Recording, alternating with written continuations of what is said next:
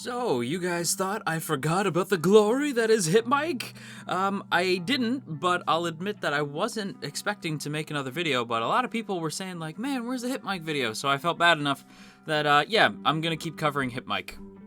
It's my trash. I love it. And if you love it too, I hope you love these videos. So with that said, hello everybody. Welcome back to the channel. Welcome back to another one of our weekly Hypnosis Mic Division Rap Battle Rhyme Anima discussion video. Today we're gonna be talking all about episode 3, Two Heads Are Better Than One, but if you haven't done so yet, quick reminder, hit that subscribe button, make sure you ring that bell, set notifications to all, so that you can let all of AniTube know that you're here. And without further ado, we're gonna go ahead and get into things. And I want to start by actually talking about the Matenro crew. Now, admittedly, I have talked about this episode already on my Twitter. This was when I wasn't sure if I was going to be coming back to the show. I was literally, like, I tweeted about the show and my thoughts on the most recent episode because I figured, like, not enough people would be interested in videos on hypmic, but it turns out I was wrong. So, thanks for that. But now you gotta prove it. Watch the dang video.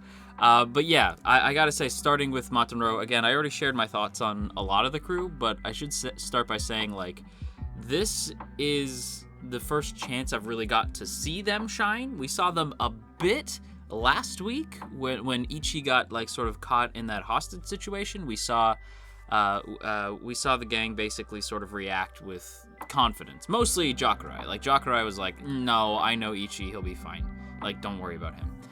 So that's the last time we really saw them. Well, I mean, we saw them a bit in episode 1 as well, but like they've been sort of like making sporadic appearances, but now it's finally their big time to shine. And I really think that they do.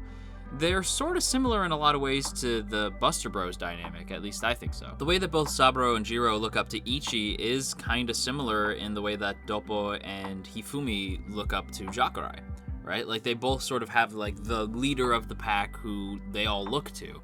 But the one thing that I'll say, and some people might be annoyed by this, in terms of who is the better rap group, like who is stronger in terms of their flow, I have to say, as much as I love Ichi and as much as I love Buster Bros, I actually think Matenro flows better as a group. Now, the reason why I say that is because with Buster Bros, you're relying so heavily on Ichi. Like, Ichi is like the one that you're leaning on. Right, like Ichi has like most, like when we've seen Buster Bros, Ichi's the one that they're constantly waiting for. Ichi's the one who has like the solos. Ichi's the one who gets caught up in these situations. And while yes, Jiro and Saburo do back him up and get him out of that situation, once they back him up, once they give him his hypmic, Ichi saves the day again. So it's like with Buster Bros, as much as I love them, it's more Ichi that I think is like the key there. Whereas with Matenro, for lack of a better word, they're a pack. You know what I mean? Like they're a wolf pack. They really do flow as a group a lot better. I loved when we got the like na na na na na, like when we got like their song at the end. You start with Doppo, who is a bit unsure of himself, and he starts strong but gets a little bit unsure, and then Hifumi comes in with the like, "Yo, my friend Doppo," like that whole thing. Like when he comes in and he does like Hifumi, I think is. Like this, like no, Jakurai smooth too, and Doppo great too. I don't know. They just flow better as a unit as opposed to Buster Bros, which feels like Buster Bros is relying heavily on Ichi. Like Jakurai is the leader of the group. He's definitely like the alpha of the team, but it's not in the sense that like you need him to make the song work. If anything, like Hifumi and Doppo have more lines than Jakurai does, but when Jakurai shows up, he's like smooth as all hell, right? Like he does drop, he drops some straight fire. But I do think as a unit, they work a little bit better than Buster Bros, and I feel a bit bad saying that because we've been praising Buster Bros the last 2 weeks. The only thing I'm surprised by, I think, in terms of like Matenro, is that we didn't get like an ED song with them. I figured that's what was gonna happen, that we get a different ED song each week. But honestly, I really like the ED song already, so I'm not upset if it doesn't change. Also, like another thing that I like about this group is that there's more to like look into. Like with Buster Bros, it's like they're brothers and they're gonna bust in and beat you up. Like, you know, it's like that's just the name. But with Matenro, there's a lot more interesting stuff going on. Like the name has the kanji for the wolf, And with different kanji, it actually spells out, like Matenro spelt with different kanji actually is meant to be skyscraper, which is in reference to the Shinjuku ward that the district that they're in. So you get both the wolf motif and a reference to their district at the same time. So that's really, really cool. Also, all members wear silver crosses. Now, I thought this was interesting, right? Because I did have to, I found that on the wiki, which I'll admit that I kind of consult. I consulted with for the Buster Bros character analysis, which we'll get into the Matenro character analysis in just a sec. But I did have to consult the wiki for that. Because I didn't even notice that they were wearing crosses, and then once I saw that, I'm like, oh shit, they are all wearing crosses. What's that about? And I think it might be a nod to the wolf motif in the sense that with this is gonna sound goofy. With werewolves, they are weak to silver bullets, right? So I think the silver crosses might be a nod to the fact that they're keeping their inner bestial nature at bay. Like the idea that Matenro hasn't even really shown us the extent of their skills. You know what I mean? Like once, that the silver cross is meant to keep that at bay, and when they need to, they can maybe rip the cross off and bust out some serious rhymes, bust out some serious skill, some straight fire. I don't know. I'm having fun with with the rap puns. I'm sorry, but yeah, I did think that was an interesting nod in terms of their group dynamic. Again, they feel much more like they flow as a group, which I think is really interesting. And the element, the story element of the episode is basically this goofy little murder mystery. It's very chill. It's not over the top. It's not insane. In fact, if anything, it's more of one of those cozy murder mysteries. You know what I mean? I know that sounds weird, but that's what they're called, cozies. And that's kind of how this feels. It even ends on a happy note. Yeah, the story this week is it's very light. You know, even though it's a darker situation, and I will say by comparison, Shinjuku by comparison to Ikebukuro seems to Ikebukuro we saw mostly in the daytime, right? Shinjuku we see mostly at night. And I think it's interesting that Shinjuku really comes alive at night. Hence the wolves, right? Wolves howling at the moon. That's what the Shinjuku district is like. There's a lot of metaphor with the Matenro crew and their city, or not their city. Yeah, their district. So I think it's interesting stuff to take notice of. Also interesting is during the story, the connection with the cop and Jakurai, who doesn't seem to trust Jakurai. I found that to be interesting as well.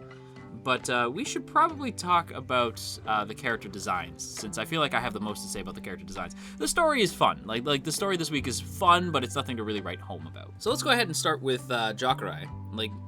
And as I said, Jakurai and the cop seem to have a very interesting dynamic, right?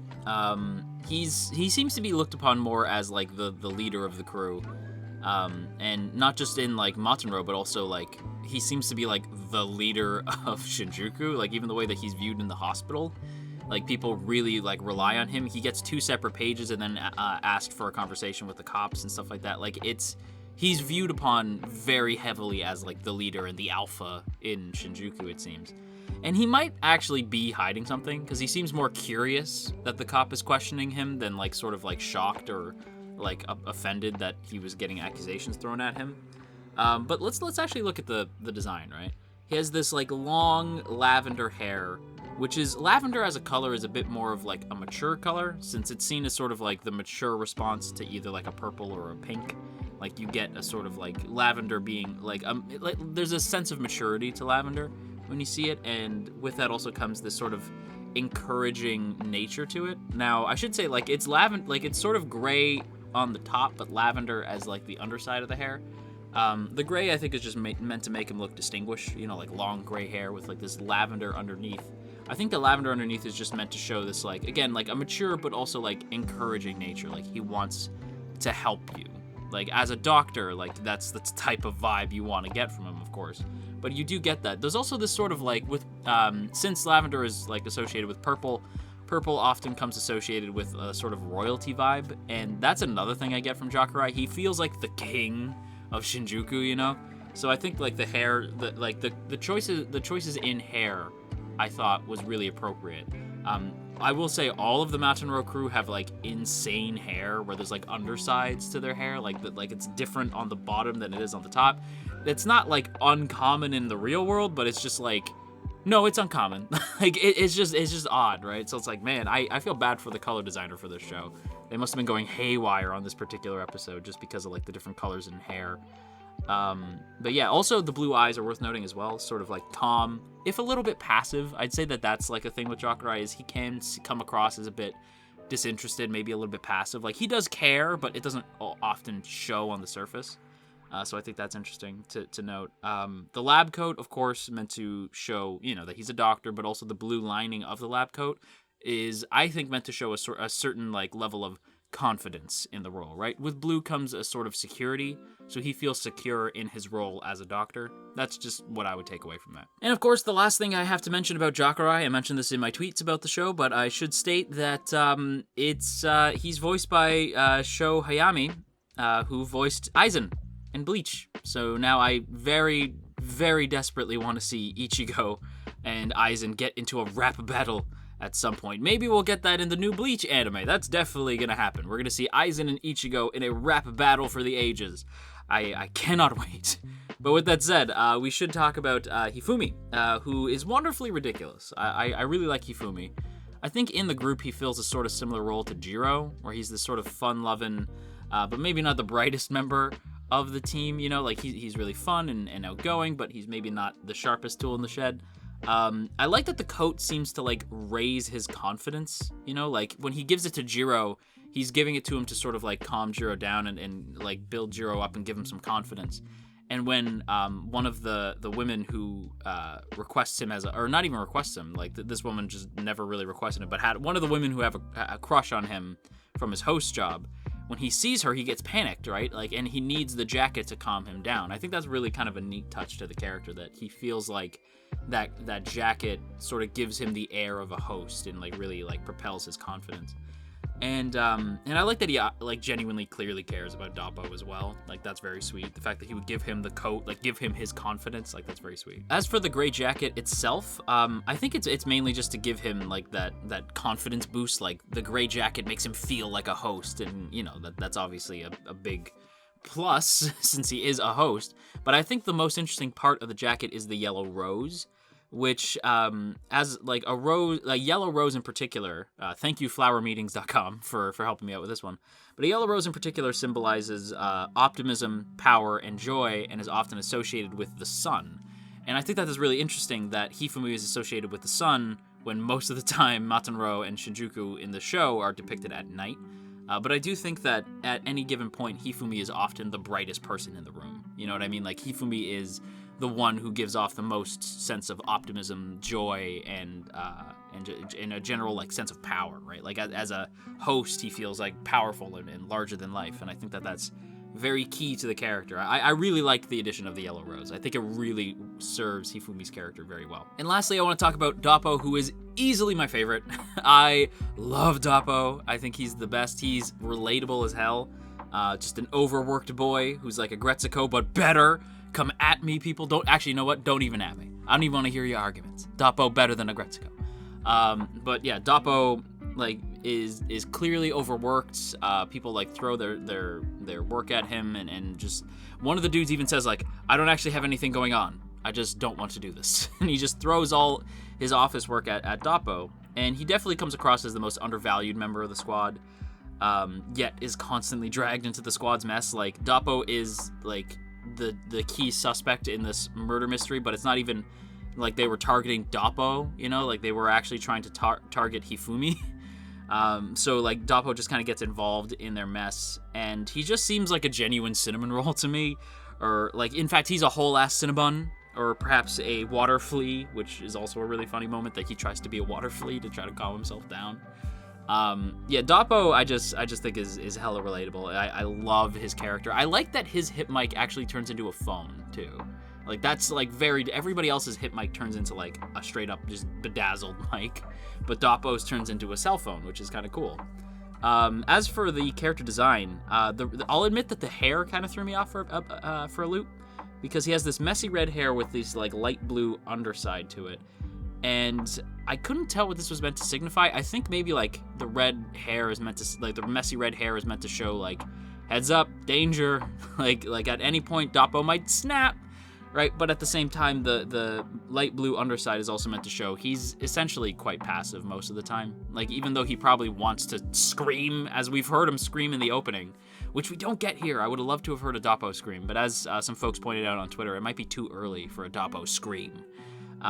But yeah, like the light blue underside I think is meant to show that even though he can sometimes like let it out and scream, he's mostly a pretty chill, like if not passive dude. And as for the eyes, oh my god, like so he has these blue eyes, but they're very sunken in.